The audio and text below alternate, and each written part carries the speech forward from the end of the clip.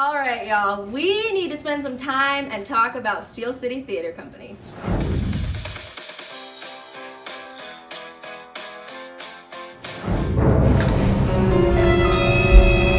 In the beginning, a theater started. No, it was in 2001. No one's counting.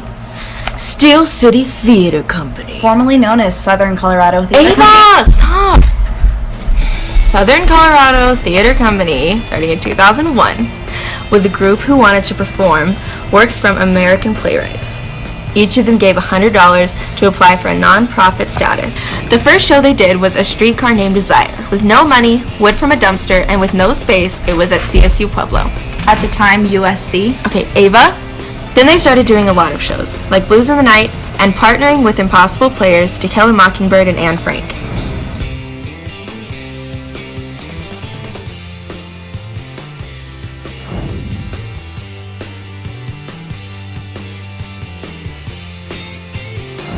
Original leadership was moving on to new opportunities, so the theater transitioned to a new group. As legend has it, all that was left of Steel City Theater Company was Andrea, Jason, and Brandy with $3,000 and a storage shed full of flats.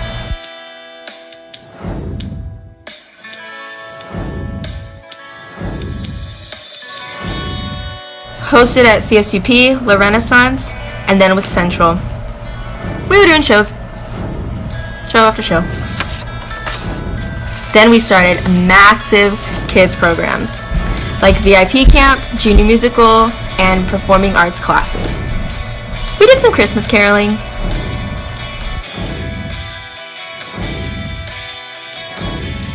And then that's when it happened. Oh, I remember this. I was in my voice lesson with Andrea, and she said she had a really important call. So in the middle of my voice lesson, she gets this call, and it turns out we got our own building. Oh my god, you were there? Yeah. That's so cool. Ava, stop! Get out of my... Okay, then it happened. Do you remember when Patty's was a diner? Oh, yeah, we turned that into a theater. So we cleaned, and we painted, and we put new floors in, and we cleaned, and we painted some more, and we cleaned some more, and we painted, put some more flooring, and then we got to destroy some walls and stuff, and yeah, that was fun.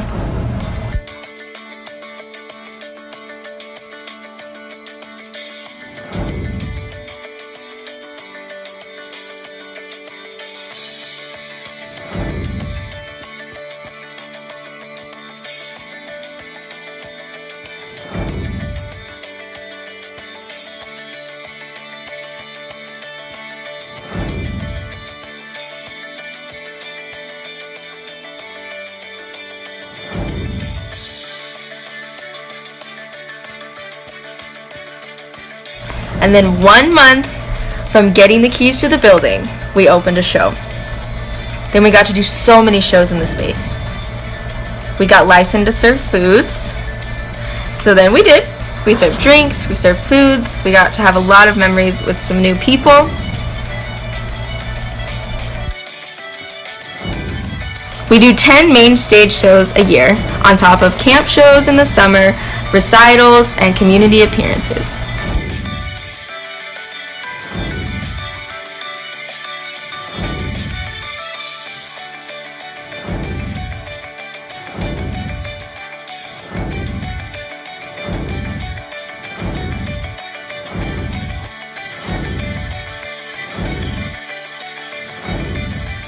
Alright, we need to talk a little bit about Jenny Bustos, our resident Canadian and French-speaking singer, ballet, tap, and jazz dancer, teacher, and Queen of Chicago.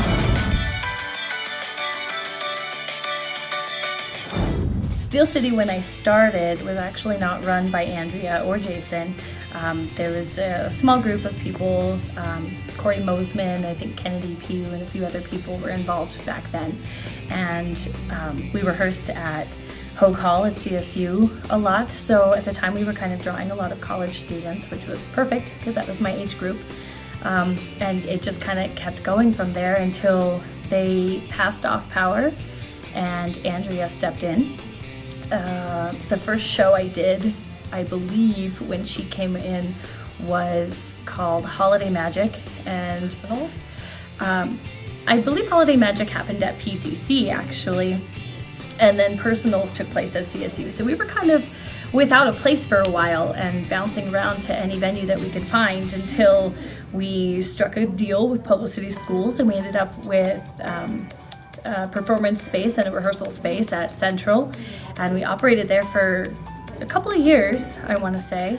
Once we got the building, it finally started to feel like things were falling into place. We didn't feel like such a gypsy group with no home. We had a place to go, a place to rehearse, a place to really put on the productions that we wanted to do. I have a place to be now, and I never feel like I'm not welcome here. And I've never not felt welcome, but it's different. It's different now. And I can come here whenever I want. I can pop into rehearsals even if I'm not in the show, because I know that my family is here, and I know that my friends are here, and I know that everybody's going to be happy and working and just the vibe. For me, Steel City Theater is a piece of who I am. And even if I'm not in a show, I always feel it's important for me to be present in some way, whether I'm choreographing or waiting on tables for the run of a show or whatever nights that I can be. It's important to me to be a piece of the vessel that keeps it running. There won't be a future if those of us who do shows only show up when we can do a show. It's not about that. It's about making this place work and run. And in order to do that, we need to all be here doing it together. Oh, who is that in the middle? Oh, she's cute. Oh, and there she is on the right. Who is that? I feel like she looks familiar. Oh, she's blonde. Oh, she looks good as a blonde. Oh, wait. It's me. So when I was 13, my life kind of changed, and I got to move here and be involved in this wonderful theater. And they all just took me in and made me feel so safe, and I really just immediately took a hold. The first show I was in, my 3 best friends that I have still today gravitated towards me, and we just bonded immediately, and it has been so helpful. Just going through my childhood, and I just love having all these memories with everyone. And when I was 14, so I've been here for a year, I was kind of overwhelmed with school and with still just moving to a new place. Even though I'd been here for a while, it was still new, and I was overwhelmed by all of the new responsibilities that I had here at this theater. And so I kind of took a step back because I thought, oh, well, it's fine, I'll just skip this round of auditions and I'll come back next year. But there has to be people involved in this theater for there to be a next year. So now I am here every single day. I teach classes, I take classes, I'm at rehearsal. When I tell my friends how long I spend here during a day, they're like, oh, why do you do that? And it's because I absolutely love it. And I would not trade this for anything in the world. And I take this place for granted. I don't always appreciate all of these things that we have and all of these amazing things that we get to do and that I get to do being so young. I mean, I forget that rent has to be paid and utilities to make it warmer or colder, and that we have to lease the copier to print out scripts and print out flyers to let everybody know about the shows that we're preparing for, and just the studio rent and the lights and just everything that goes into making this building a possibility kind of slips out of my brain sometimes. So that we get to have all of this, and it is due to the 4 full-time staff members that we have.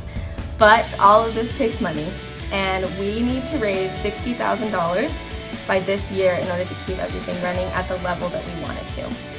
So we have 3,000 to 4,000 friends on Facebook, and if everyone donated $10, we'd be a little bit halfway there, a little bit over halfway there. But if you think about it, if everyone in Pueblo donated 50 cents, we would be there. So we just want to thank everyone who has been involved and just ask for your help. Not only would raising $60,000 keep us going, it would also help us do these awesome things that we have planned. Maybe you've heard about the Riverwalk expansion. You see that big blue thing that says we're right there? That's us, that little point. Our plan is to build a new theater in downtown Pueblo. Bring in some new professional actors, and we want a costume shop, more studios, scene building shots, and all the things that a well-running theater needs. Thank you to everyone who has watched this video and stayed until the end and who is supporting us. If you want to continue to support us, we accept checks, cash, credit cards, diamond rings, diamond earrings, diamond diamonds, pearls, gold, those saving bonds that your grandfather gave you, your uncle. Yeah, we accept those too. But really, just give us a call and we'd love to show you around and tell you more about what we're doing. Thank you everyone who has helped us keep theater alive in Pueblo. Bye! Oh my God, Ava!